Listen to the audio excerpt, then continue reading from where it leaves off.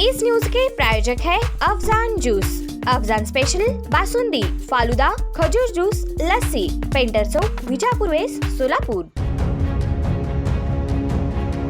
सोलापूर शहराजवळच असलेल्या तालुका पोलीस स्टेशनच्या हद्दीतील वांगी या गावात बुडून तिघांचा मृत्यू झाला आहे। याबाबत अधिक माहिती अशी की वांगी या गावातील एका विहिरीत तिघा जणांचे मृतदेह आढळून आले आहेत। त्यातील एक महिला आपल्या 2 चिमुकल्यांसह आत्महत्या केल्या असल्याचं संशय व्यक्त करण्यात येत आहे।